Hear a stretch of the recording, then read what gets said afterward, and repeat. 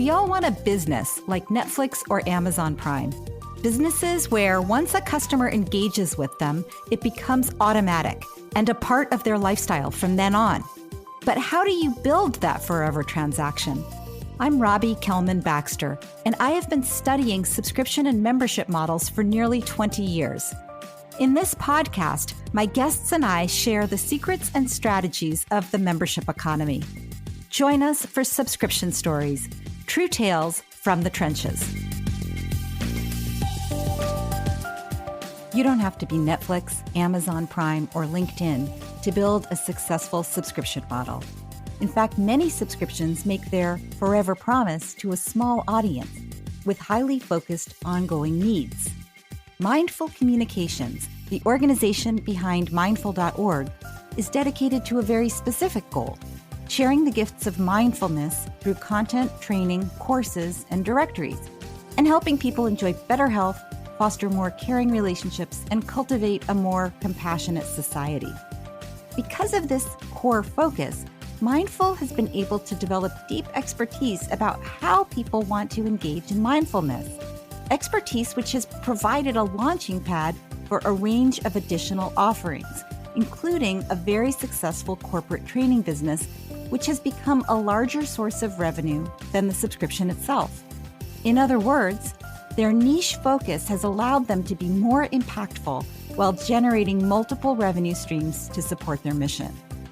In this conversation with Mindful.com CEO Bryan Welch, we'll discuss how you can build multiple revenue streams around a strong vertical with a small number of passionate members. This conversation was recorded as part of the D2C Direct-to-Consumer Summit that I co-produced with FIPP, the Global Media Association. So you'll hear a couple of references to the conference.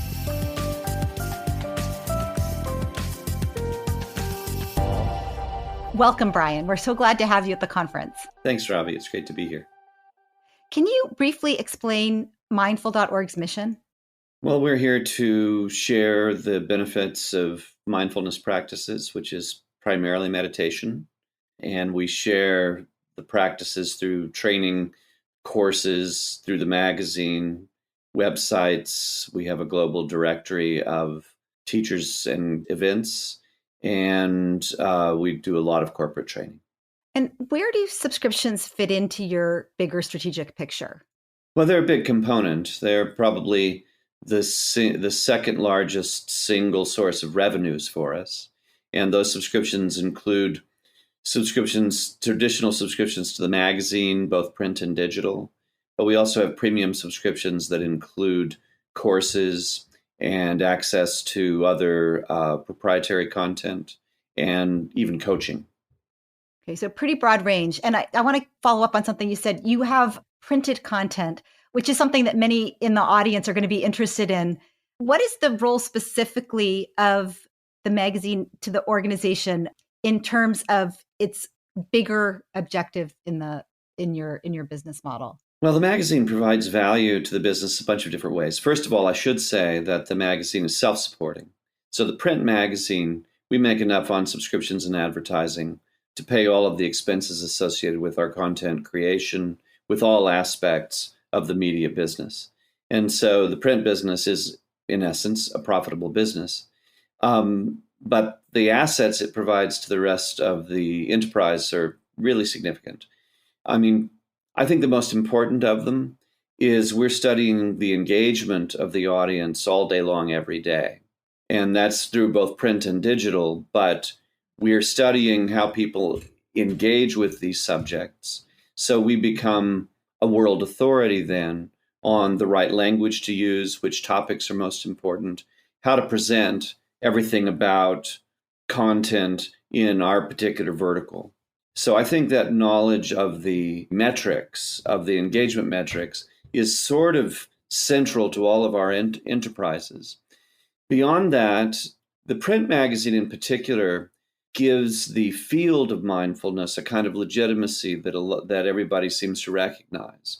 And so the top teachers in the world, the top writers in the world on the subject are eager to be associated with the magazine.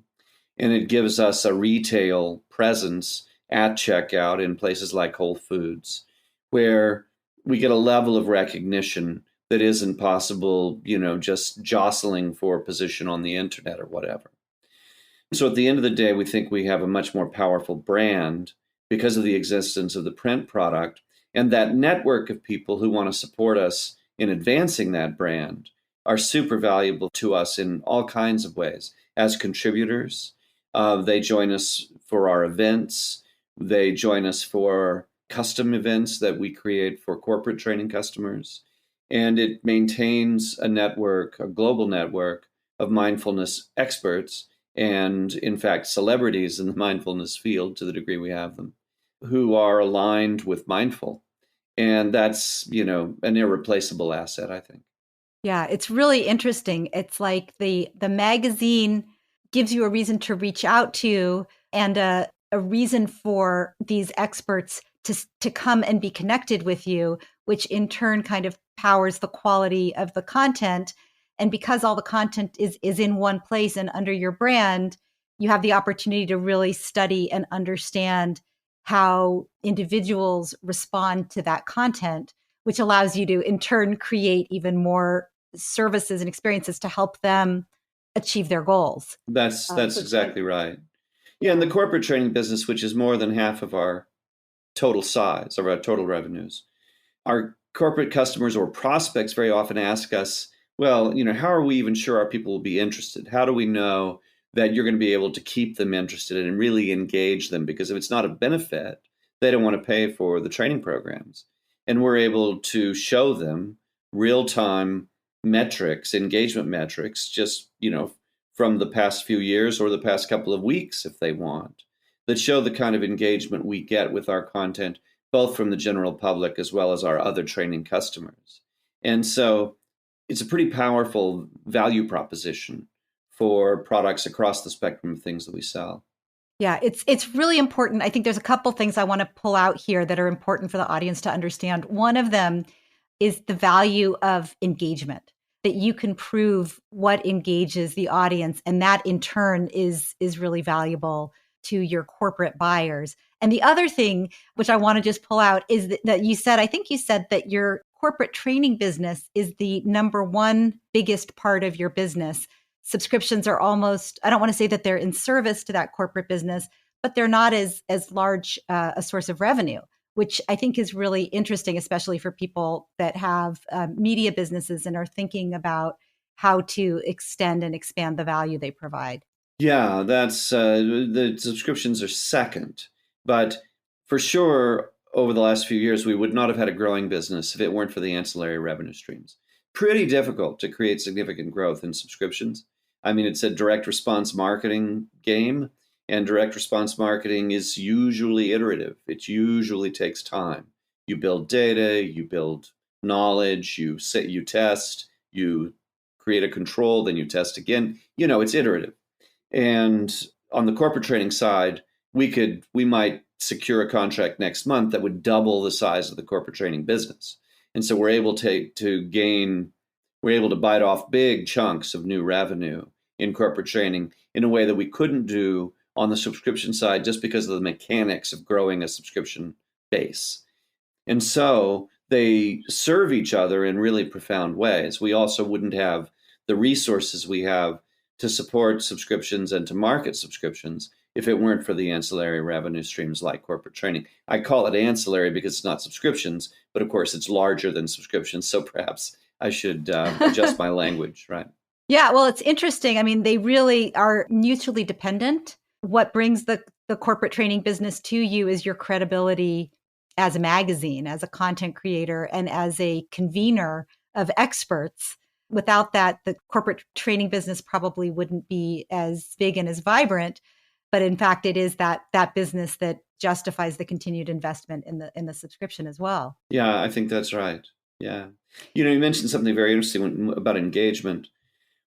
I think one of the pitfalls that many of us discovered as we moved into the digital media 15 or 20 years ago was that the digital advertiser was looking for reach. And so we started creating content that was designed to maximize our reach because, we were theoretically going to get paid in terms of eyeballs on the web pages. Unfortunately, we discovered that once we started playing for reach, engagement started plummeting in all the other ways that we made money on the website, selling subscriptions, selling books, selling ancillary products, whatever else we did on the website was undermined by that reach play. I think most of us discovered in our categories, in most categories, you either can focus your content generation on reach or you can focus your content on engagement. And I can't think of very many examples at all where people have succeeded in doing both. And so I think people in the media business and the audience building business end up facing a choice. You can either play for reach for the largest total number of eyeballs on free content, or you can play for engagement. And it requires a different strategy and a different philosophy about content. Yeah, I'm so glad you brought that up because I've found in many newsrooms and with many media organizations this attitude, at least about subscriptions, that you guys over in marketing, you decide how to price this and whether you want to sell to advertisers or you want to sell subscriptions, that's fine. We'll just keep creating the content that we've always created. But when you move to a subscription model, for sure, you need to optimize around content that that audience is willing to pay for, meaning content that they care about. And by focusing on what they care about and what goals they're trying to achieve, in your case, mindfulness, it also opens up all of these additional potential revenue streams, these additional ways to ensure that they're going to achieve their goal.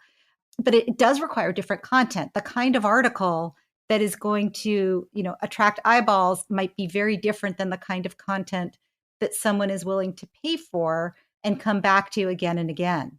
Absolutely. And those other revenue streams that are derived from that audience are going to be fortified by the engagement numbers, not so much by the reach.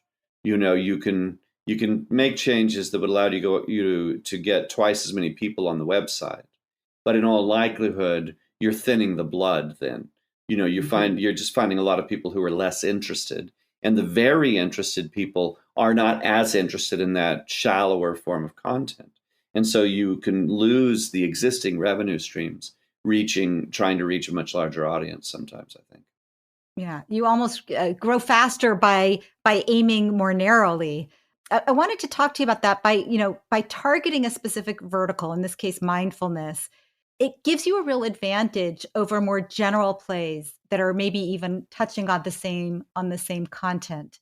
Can you talk a little bit about what you know? I mean, you alluded to this in the early part of our conversation, but what you know about your audience that somebody might not realize if they were just kind of including mindfulness of one of 4, 5, 6, 7 different areas of focus. Well, it's all we study. I mean, in terms of as we study our own metrics, we're always looking for a more compelling way of talking about the very few topics we discuss. It's a fairly narrow range of topics, and so we have the luxury of studying how to present them in great detail. And I don't think it's possible to do that across a broad spectrum of topics. And I think, in fact, because of the mechanics of the internet, that the highest knowledge of engagement is going to win. And so the question is, can your team really understand the best vernacular, the most effective presentation, the most effective content across a broad spectrum of topics? And I think that's generally difficult to do. So I think if you're in a subscription driven business and you're really living on engagement, that there's a built in advantage to narrowing your focus and specializing. So, I mean, I previously for 20 years ran a multi-title publisher. We had a bunch of titles ranging from Mother Earth News about sustainability to Motorcycle Classics, which was about old motorcycles, right? But we quite consciously kept each of those verticals in its silo with a team of people who studied all day long the dynamics of that audience, whichever one it was, because we knew that if we tried to spread that category knowledge across a larger, let's say, optimization staff, that we would lose the minute understanding of engagement from one vertical to the next. You've been around for a while. When you think about as you grow, right, there's ancillary topics, right? Mindfulness is just right next to yoga, for example. Being involved in corporate training, it might be around any number of other workplace stress related subjects. Do you have a North Star either in terms of kind of the borders for the content that you're willing to focus on, or an ideal reader whose journey you're supporting that helps you kind of avoid branching out too broadly as new opportunities and requests make themselves known? Well, we do have boundaries around what we discuss. And if it's not, basically, if the practice is not based in meditation, then we don't consider it part of our product. We don't consider it part of our subject. And we think that helps us deepen our knowledge and focus and succeed in that vertical by focusing.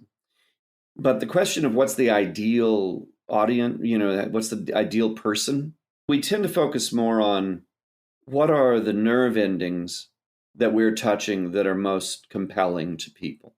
In the past, I think we've found that by trying to focus on a particular demographic or psychographic, we have sometimes missed a really compelling audience that none of us thought of. I'll talk about Mother Earth News for a second. At Mother Earth News, for a variety of reasons, most of them metric, we started depoliticizing the language we used. It was a magazine about sustainability, about living in a way that was more eco-friendly. But we were finding better traffic numbers when we depoliticized the language. We would use sustainable instead of green, for instance. We basically stopped running pictures of people because we found they were very polarizing. Either the audience would identify with that person or they wouldn't, but it split the audience. So we would go pictures of barns, pictures of bread, pictures of vegetables, very few pictures of people, which for a lot of us was, like heresy, right? I mean, we learned our whole careers, people, but we found it stopped being productive for us. As we depoliticized and changed our language, we were experiencing enormous growth, and we didn't really know where it was coming from until maybe we were a year into this process, perhaps a year and a half. And then we discovered that somebody else did a survey. It was an outside survey by an independent organization that found that about 30% of our audience described themselves as very liberal politically. And about 30% of our audience described them as very conservative politically. And then there were 3 or 4 bands between those two poles that were just sort of spread out with a smattering of people. In other words, we'd managed to appeal to people who were at opposite ends of the political spectrum because they were people who were deeply conscientious. That's what put them at the ends of the political spectrum. And we discovered a huge audience of very conservative people who were deeply concerned about the environment. And none of our editors were conservatives. Most of us were not. We didn't really have natural empathy for that audience. But the metrics drove us to depoliticize our language in a way that allowed us to discover this huge and very fruitful audience. And so that's one of the reasons why I sometimes caution people against trying to picture doing too much to try to create a persona around the audience. If you know what you're about, and if you study what causes people to passionately engage with you, then you can follow that path, and you don't need to theorize about who that person's going to be. What was the data that told you that you needed to remove the pictures? Was it that you were seeing that you were getting lower engagement or negative feedback? Because it sounds like you made the decision to remove the pictures and then you saw the uptick in audience and then saw that audience uptick came from a more conservative group. Yeah, so it was both. What was the first thing? Engagement in the digital realm, where we could measure engagement, and then we surveyed covers before we put them on the newsstand. But we also then could compare the performance on the newsstand between different covers, and the covers is where it was really the difference really showed up in a dramatic way. The covers with people on them were dramatically less popular. than the covers with bread on them or vegetables or barns. One weird tidbit, I mean, this is the kind of thing you learn surveying and gathering data. For some reason, on the cover of Mother Earth News, vegetables were huge winners, but berries did not perform well.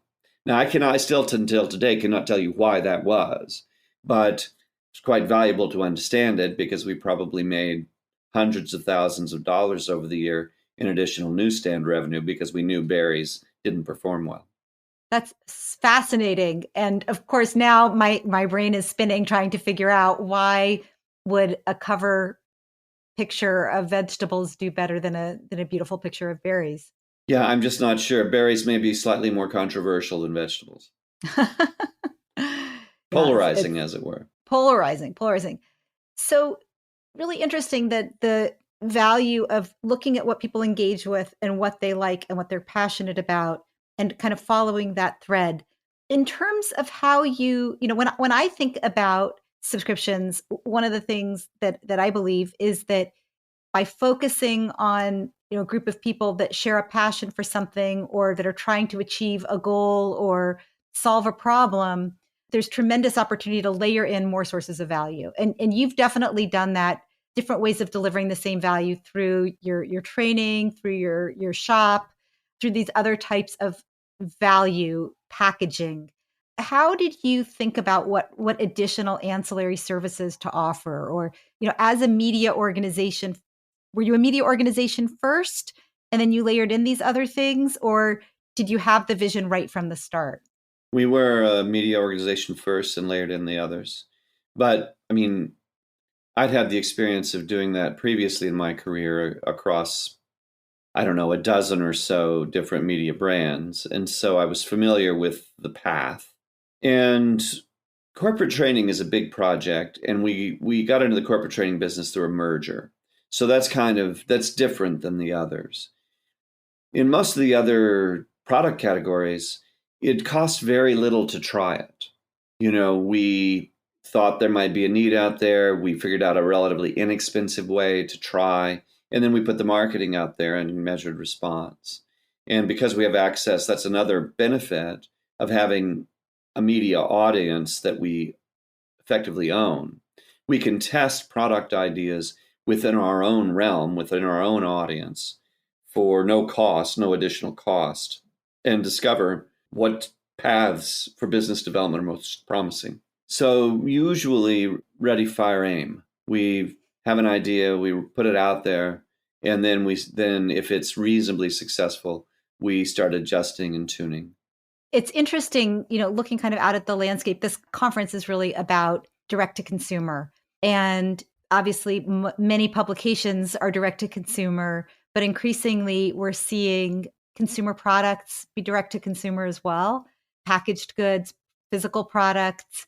And we're also seeing them realize the power of a media presence, the power of the content in driving the commerce. And then a third leg might even be the power of community, of bringing together people that are trying to achieve the same goal or solve the same problem as a kind of third leg of this stool, leading to like a virtuous cycle. Have you seen organizations kind of coming at the same space, but from the product, either from a product space, like we have a tool or we have cushions or, things like that, where they're kind of moving into the space, or coming from, we have a community of people that are interested in this. Now we're going to create some content to support it.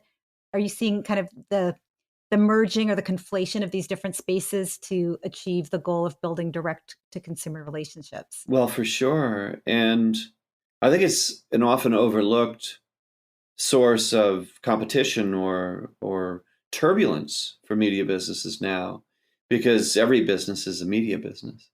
And so, right, we have a media business, one of the few media businesses built exclusively around meditation and mindfulness, right?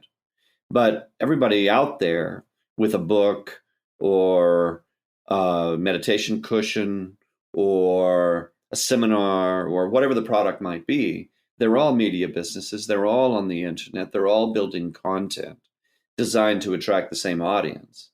And so as a media business, we need to make sure that we are at the cutting edge of technique for attracting those and retaining those audiences, because there's a lot of people aiming for the same folks with that particular passion or need at the given time. I often think of the outdoor adventure sector, and Patagonia is one of the greatest media businesses ever built.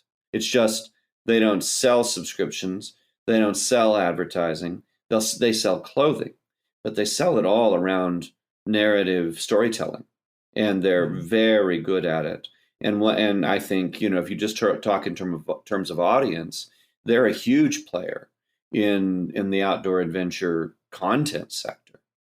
Yeah, it's really interesting to watch how I love what you said that, pretty much every business is a media business right now. Everybody's thinking of valuable content, but in many cases that content is supporting the purchase of something else as opposed to, and this is kind of goes to this point of content worth paying for, right? If so many organizations are investing in content that they're then giving away, maybe as a loss leader to attract attention or tell a particular story related to their product, it becomes increasingly important, I think, that if you're going to sell your content, that your content needs to be differentiated and deep enough to be worth paying for. Absolutely. And I think, Robbie, I think you touched on something that's going to be really important in the future. And we're only just getting started at this, but the value of community and the value of connecting to a group of people who are passionate about what you're passionate about is something that the media business is especially suited to providing. We've always been building community, but we weren't facilitating relationships in the way we can today. And part of my thinking about the future of the business is that we'll all want to be in the community building business, and we'll want to be creating communities that have their own communication network within them, so that really we're a source of friendship and companionship, and built around mutual interest. We can do that better than the product companies can, because there's nobody in the room trying to sell you something, right? I mean, except content, which is relevant to the relationship. And I think that gives media businesses an interesting opportunity to become community building enterprises. And I think there may be a lot of value derived from that. Yeah, I think you're right on, especially for media organizations that are really focused around a clear passion, that haven't come out of this generalist approach. The more focused you are, whether that's, you're hyper local, or whether it's a group of people that are gathered around a hobby or a passion or a business, those people are going to get just as much, if not more value from the relationships with other like-minded people, as they're going to get from any particular product or even from an article. So figuring out how to layer in that community as a key benefit, I think it's not necessarily right for every organization, but it's worth exploring. Sure. For every organization. Yeah, and I can think of a lot of examples. I mean, for instance, Free Skier was originally a magazine about a particular approach to being a skier. But for a long time, and I think this is probably still true, by far their largest source of audience was videos that were contributed by their readers. And they just served to sort of host this giant library of people who had videotaped their own ski adventures. The same was true. There was a really cool digital media business called digital media business called ADV Writer, and it's for people who ride a particular kind of motorcycle, a dual sport motorcycle designed to go on back roads and trails and to kind of explore remote areas. And again, the vast majority of their content was videos produced and provided for free by their audience, so that they could enjoy them together with their community. And the source of great success and a lovely, I think, business model for people in a lot of categories.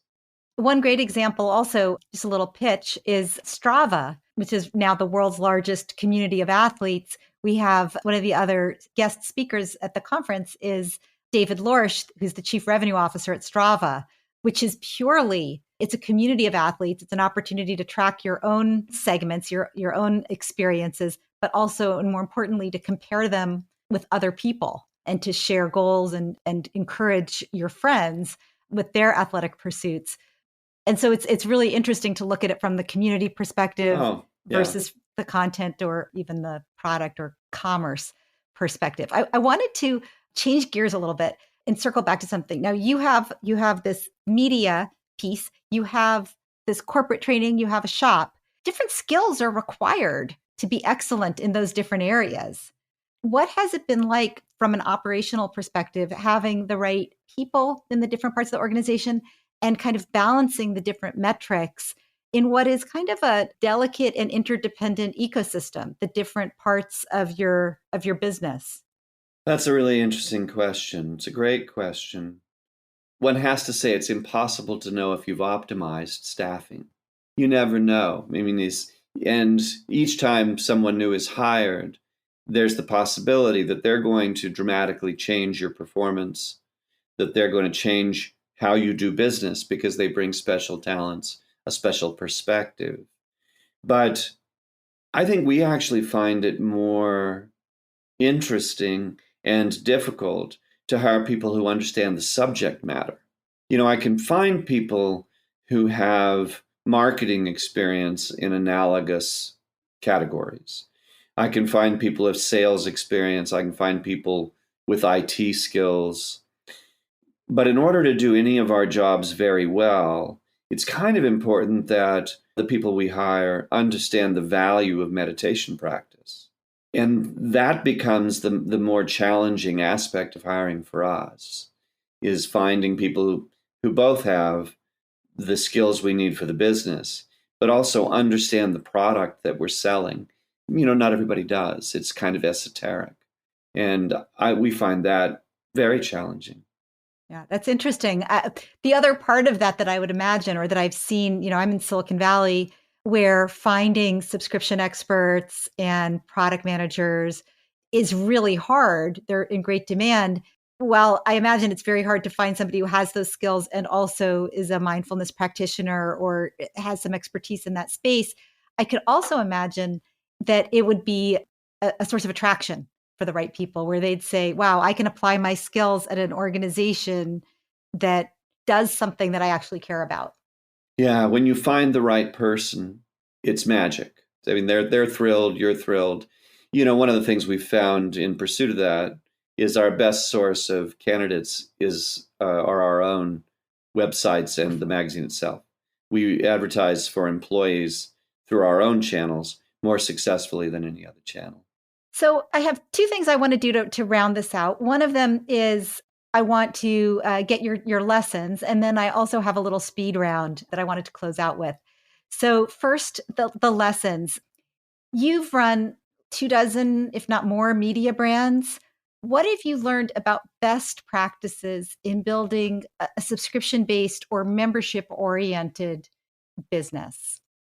I'd say most fundamentally, respect your audience and to the best of your ability, share their passion. Whatever the subject matter is, in this business, you're going to be more successful if you have genuine empathy for the passions and the interests of the people you're serving. And so I think that's a kind of fundamental best practice. Yeah, I would also mention you probably need to choose between reach and engagement. And if you're going to be subscription driven, if most of your revenue is going to come direct from your audience, then you're an engagement based business. And you're going to most likely need to choose between reach and engagement. And then it's all in the data. I avoided math class like all the way up to grad school. I tried not to learn anything about statistics, but it's everything we do now. We have access to phenomenal amounts of data about how people connect with us and what they're interested in. But it requires that we're disciplined enough to keep track of it, to watch it carefully, to understand how the data come together and what they mean. These are all pretty specialized skills. It's really the heartbeat of any audience-driven business, I think, today. So important. So many people want to say, I'm not a numbers person. You do your numbers thing over there. But when you take the time to look at the numbers, they tell such powerful stories about what's happening in the business, which is so important to the storytellers as well as to the math people. Yeah, that's so very true. And very often what you learn is anti-intuitive, Very Mhm. often you learn things that you would never have guessed. I think if you took a survey, everybody hates interstitials on the website, but they're incredibly effective. And so obviously not everybody hates them.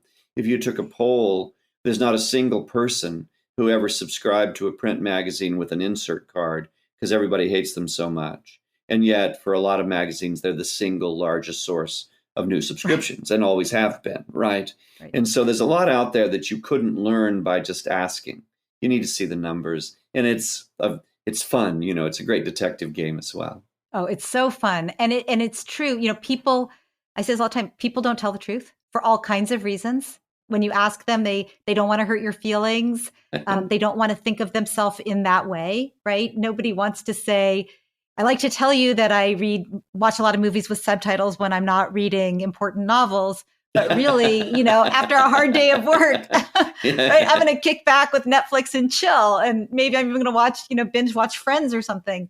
So people have all kinds of reasons. And then they don't know. They don't remember. They say, oh, like you said, they've never subscribed for through an insert. They might have just forgotten. They must. Right? I mean, I don't think everybody's dishonest. I think we filter our memories for what we wished were our preferences, but they're not always that way.